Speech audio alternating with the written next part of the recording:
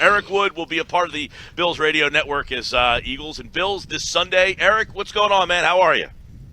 I'm doing great. How you guys doing? All is well here. Eric, I'd like to get your take. I mean, you're a guy who played the game and obviously has probably been in situations where teams have some sort of dislike or dissension or people don't like people. Are you aware of what's happening here in Philly with Scandrick's comments today? I didn't see today's. I knew there were some grumblings coming out of last week's game, and anytime there's anonymous quotes coming out of the locker room, that's never a good thing. What did Scandrick say today? Well, he essentially said that if Roseman told him it was raining outside, he'd be wearing shorts because the guy's a liar. He said there's no accountability at the top of that thing. He said basically Jenkins is a problem. He said Lane Johnson should have never said what he said, and that they got more issues inside that locker room. Nick Foles is not walking through that door. Should I continue? Wow. Yeah, that's not great stuff to hear. And when you win at the success rate that the Eagles have the last couple of years, obviously the Super Bowl a couple of years ago, and then when you start a season 3-4, it's easy to criticize from the outside in, and B, there's going to be a lot of frustration within the locker room. Yeah, and that's another thing, Eric, that he said was that these guys haven't got past the Super Bowl yet, that a lot of these younger guys have never really, and you played a lot of your entire career in Buffalo. So obviously not a ton of team success while your guys were up there in terms of wins and losses. And he's saying, here's a team that never really dealt with a lot of that. It should be interesting to see how this Bills team is handling the success right now. Yeah, they're handling it great right now, I can tell you that. And a lot of that stems from the head coach and keeping them focused and just a consistent message over his 3 years at the top of the organization. And that's just every day, show up, get better. Don't worry about the last game. Don't worry about the next game. Only worry about the next game, not any down the road. And it's paid off for them so far. They've played in some tight games this year.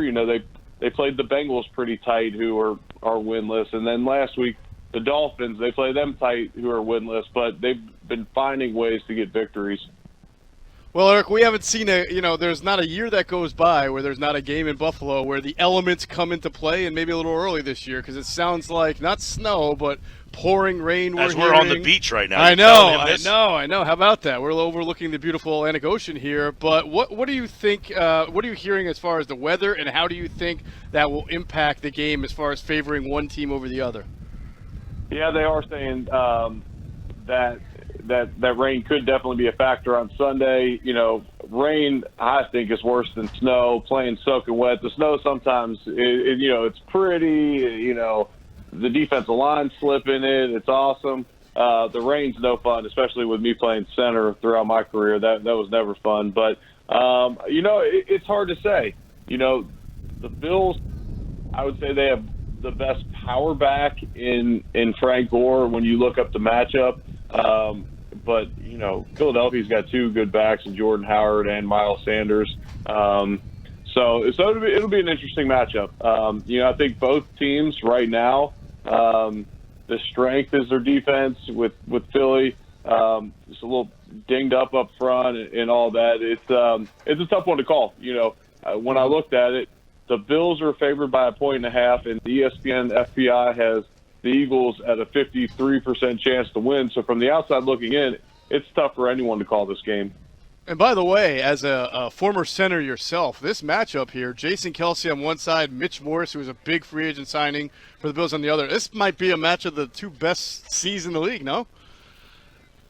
Yeah, they're both up there for sure. I've always been a huge fan of Jason Kelce's. He's extremely mobile. He goes into the University of Cincinnati. He's a linebacker, comes out a all-pro center. And then Mitch Morse has developed greatly throughout his time in the NFL and has really stabilized the interior of that lineup in Buffalo this year. So when you're looking at the Eagles from a Buffalo standpoint, I want your thoughts on, just the status of the Buffalo Bills fans up there right now, because we just filled you in on the chaos that's going on down here in the Philadelphia, and South Jersey area, everywhere Eagles fans are, and it's turmoil. But you look at the Bills, they're having a great year, and An interesting stat that I saw was Josh Allen has not completed a pass longer than 20 or 30 yards this season. And you look at the Eagles secondary as a major weakness. How confident are fans right now for this week for Josh Allen to be able to exploit that and get the Bills the W? It's funny when you look at that stat, and yes, he comes in the NFL with this huge arm, and everyone says, all he's going to be able to do is air it out deep, and he has not completed a ball over 20 yards, worst passer rating in the league with throws that travel over, I believe, 19 yards in the air. Less than 19 yards in the air, he's got the best quarterback rating in the NFL. It's almost like he's flipped the script this year, and part of the reason for that is you bring in a guy like John Brown, who's a better route runner. You bring in Cole Beasley, and he's hitting those guys, but you have to build rapport with guys to hit those deep balls. It's angles through the route. It's how much air to put under the ball, whatever it may be. So I think that timing's still getting developed in game situations. But when you look at the Eagles secondary and they've struggled this year against the pass, I think Bills fans would think that coveted deep ball is coming, but they would have thought it would came last week against Miami, whose secondary is just awful. So. And it didn't. He missed on a couple. Josh Allen missed on a couple of deep balls where guys were open, and it remains to be a point of frustration up there. But I keep joking. At 5-1, if the one thing we're complaining about is not completing deep balls, then that's a whole lot better than all the complaints throughout my time playing for the Bills. Eric, speaking of Josh Allen, if I go back to the only loss that the Bills have against the Patriots, if I recall correctly, the Patriots did a lot of blitzing that day and probably a couple of zero blitzes there. That is a blitz that Jim Schwartz, who doesn't blitz much, does like to tap into. Is that something that you would expect Schwartz and the Eagles to try to do in this game, is throw a lot of heavy pressures at Josh Allen? It'll be interesting because Jim Schwartz is making his return to Orchard Park. Jim Schwartz was on a staff that I played on in Buffalo, and defensive coordinators, you got to be really careful doing that cover zero blitz. And it's one thing to cover zero blitz when you have guys like Stephon Gilmore and Patrick Chung, the McCourties, all those guys that they have in their secondary in New England. When you hang guys out on an island like that, you have to have a ton of confidence in them. And so it'll be interesting to see how Jim Schwartz tries to attack Josh Allen. I think pressuring him probably would be how I would go after him right now, but you have to really like your matchups because, John Brown has a ton of speed, and that's one dude who can definitely take the top off the defense.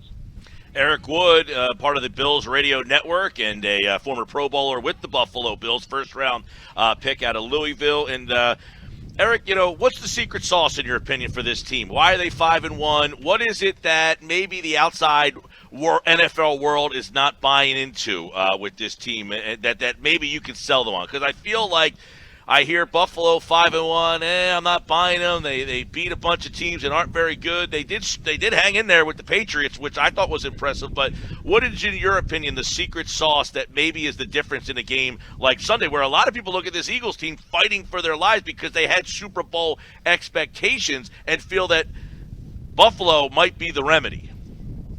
Yeah, I mean, you look at that Patriots game, their one loss of the year, and a blocked punt for a touchdown is the difference in the game. They lose that game by 6 points. So they played really well this year, and it starts with their defense. Their defense is absolutely excellent. It's year 3 in the same exact scheme.